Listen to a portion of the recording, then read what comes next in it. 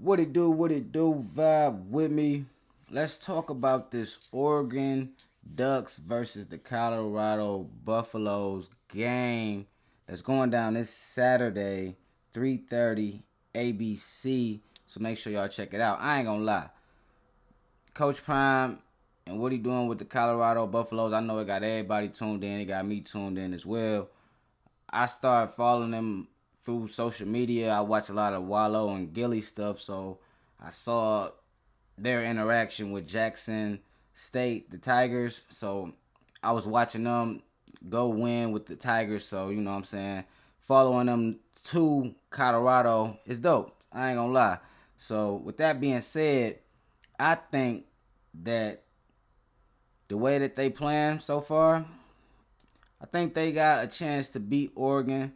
I know a lot of people think that Oregon might blow them out, and that's a high possibility. Oregon is one of the best teams ranked in the country right now. They ranked 10th. But with that being said, though, I think it's going to be all about the offense. It's going to be an offensive game. And I checked some numbers, went back and checked out some games. It's only 3 games to look at so far this season, but I checked them out. And with that being said, Colorado, they averaged 418 passing yards.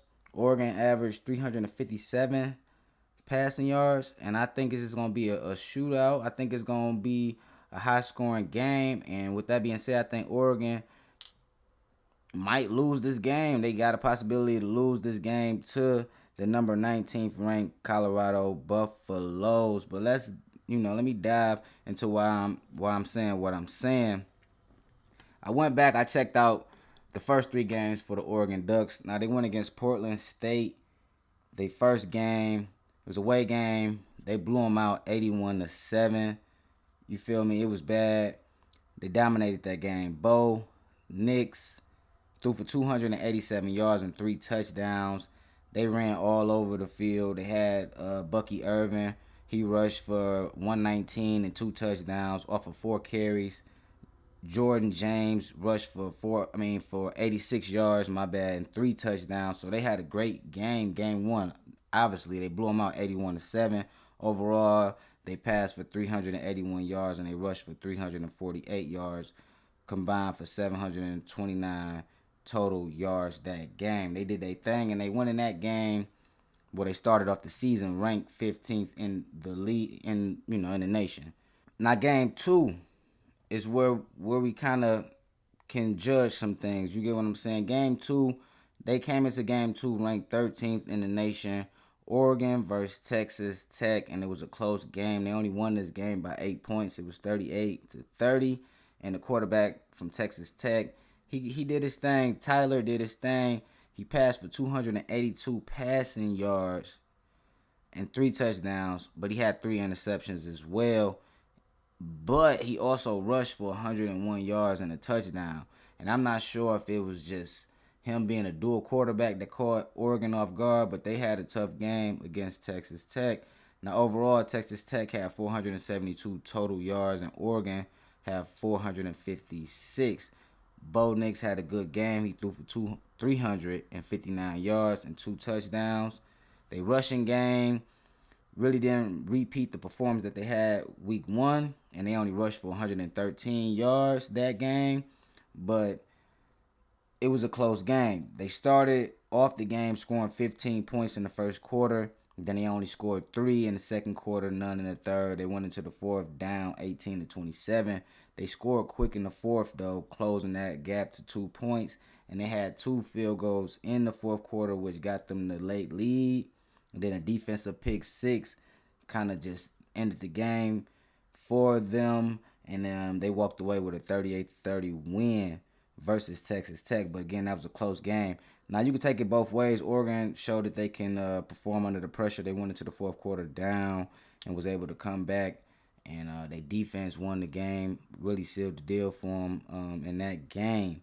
With that being said, though, their third game was another kind of easy game. I guess Texas Tech is the best competition they've seen so far out of the 3. They went against a Hawaii team, and they beat them 55-10. Still ranked 13th going into week 3. They started off that game hot. They went into the half up 34-3. They scored another 21 points in the second half, and they won, like I said, 55-10. Hawaii's quarterback, Braden, he threw for 131 yards and a touchdown and an interception.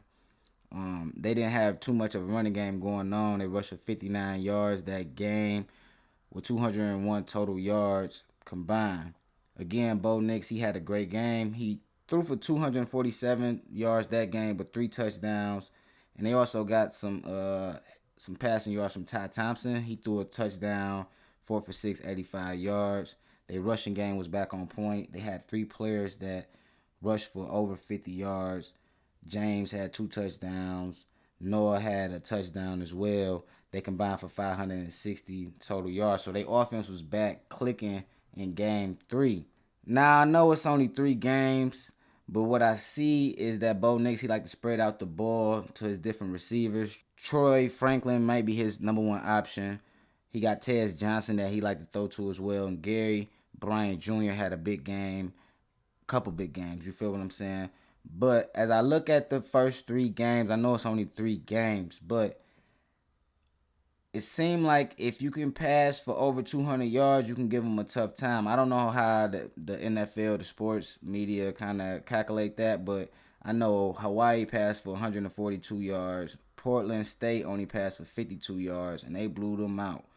But when they went against Texas Tech, he was able to pass for 282 yards and 3 touchdowns. It was a close game.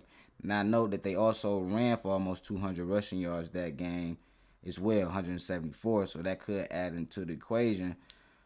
But I see the difference is the passing yards. So if they allow a team to pass for over 200 and so yards, it seems like it might be a tough day. With that being said, we can go back to it. The Colorado Buffaloes averaged 418 passing yards on the season. So with that being said, I think they got a chance to win. As long as they don't make too many mistakes and costly mistakes, they have a chance to outscore Oregon. It should be a high-scoring game, so don't be surprised if it's a high-scoring game.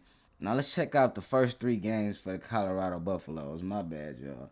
That first game was a away game, and they went against TCU, and they won by 3 points, 45-42.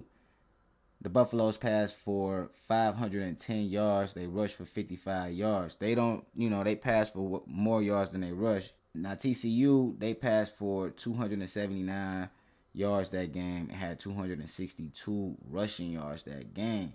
It was a close game. Colorado pulled it off. You feel what I'm saying? Game 2, they went against Nebraska. The Buffaloes went against Nebraska. They were able to beat them 36-14 by 22 points. Nebraska had 119 passing yards, 222 rushing yards. Colorado had 393 passing yards and 58 rushing yards, but they got them by, like I said, 22 points. About the same amount of rushing yards that they allowed in week 1 with TCU. 160 less passing yards that they allowed from week 1 from TCU to Nebraska. We saw a larger margin in victory. Now, game 3, we all saw that last week, Colorado versus CSU.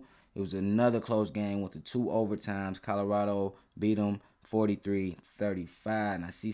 Now, CSU passed for 397 yards and rushed for 102 yards. The Colorado Buffaloes passed for over 340 yards and they had 70 rushing yards. Again, it was a close game. They allowed over 250 passing yards in game 3, and they had another close game similar to the TCU game. TCU, they allowed 279 passing yards. They only won by 3. CSU, they allowed 397 passing yards, and they went to double overtime, but they got the win. I see that they allowed a lot of rushing yards, but I think it comes down to the passing yards with them as well. So, again, it's going to all come down to the passing game come Saturday, if you ask me.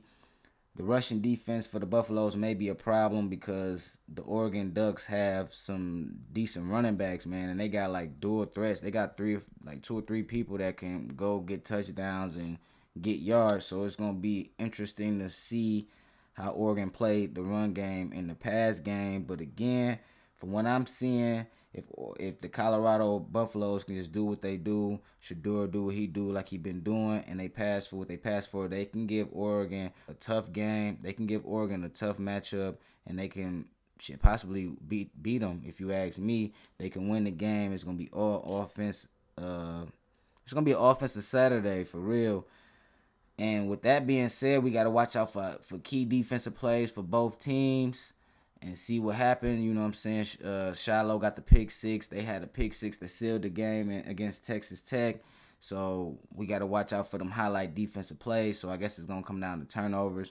We're going to see, though. But I just had to look at the stats, look at the numbers, and the numbers showing me that Colorado got a chance against Oregon. Should be a dope game again. Saturday, 3:30 ABC. Y'all tune in. I'ma tune in. Other than that, though, y'all have a great day. Lead with love. Believe. I appreciate y'all for watching the video, especially if you got this far. Hit that like button for me. And if you vibing, consider subscribing. You already know what I be saying. Words can't explain. As long as y'all support me, I'm going to continue to do my thing. Much love, man. Till next time. Vibe.